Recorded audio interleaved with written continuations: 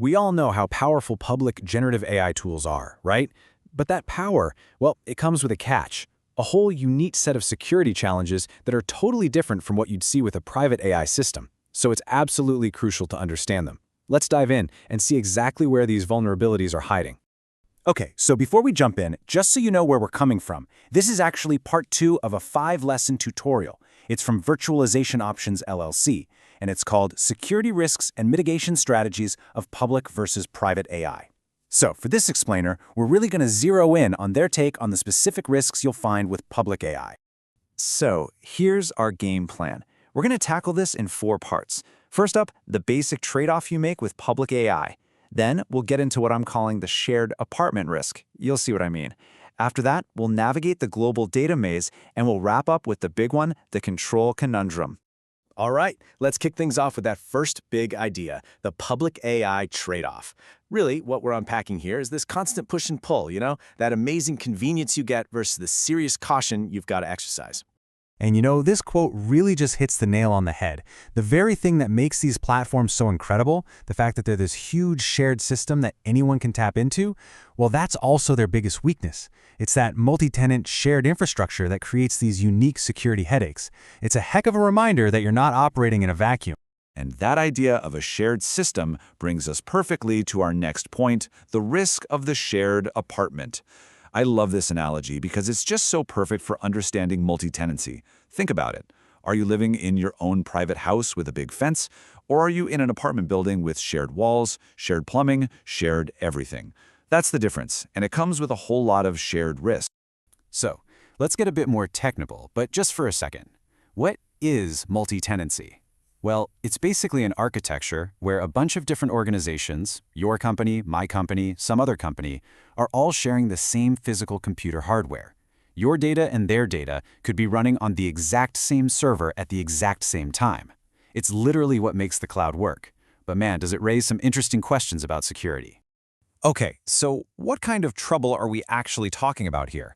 Well, first, there's cross-tenant data leakage. Sticking with our apartment analogy, this is like a leaky pipe.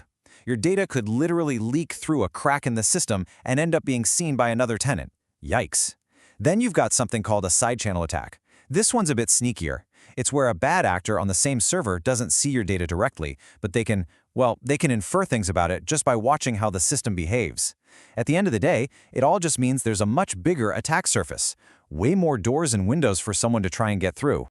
Okay, so we've talked about sharing your apartment building. Now let's talk about where that building is located, or rather, where its many locations are. This brings us to risk number 3, the global data maze. This is a big one, because now we're not just talking tech, we're talking international law. The second you hit enter on a prompt, your data might be zipping across borders without you even realizing it. And as you can imagine, that can be a massive headache when it comes to compliance. Just look at this table. You've got regulations like GDPR in Europe, which is super strict about where its citizens' data can live and be processed. So let's say your AI provider spins up a server in the US to handle a prompt from your customer in France. Boom. You could be violating the law, and you might not even have a clue it happened. The cloud is so dynamic, trying to pin down where your data is at any given moment, it's tough. But it's not just about these big, complex international laws. Sometimes the danger is much closer to home. You see, these public AI services are incredibly complex. We're talking menus within menus of settings, and all it takes is one wrong click, one tiny misconfiguration to accidentally open up a huge security gap and expose your data to the world. And listen, this is not some what-if scenario. It is real. The source material we're looking at actually points to real-world incidents. They mention cases where Azure OpenAI deployments had the wrong data access policies set up, and guess what happened? Proprietary prompts and company secrets were exposed. This stuff is happening right now. A simple human mistake in a super complex system can have massive consequences. So all of this, the shared servers, the global data maze, the tricky settings, it all boils down to one really important question, doesn't it? When you use one of these platforms, who's really in charge of your security? And that question leads us right into our 4th and final risk area, the control conundrum. This is the heart of the matter, really. It's the fundamental bargain you strike when you go with public AI. You're giving up direct, hands-on control in exchange for the ease and convenience of having someone else manage it all for you. Just look at this comparison. It lays it all out, plain and simple. On one side, you've got private AI. That's your house, your rules. You have full control over the security architecture, you can see everything that's happening in real time, and you decide when to install patches. But then look at public AI. You're basically handing the keys over to the provider.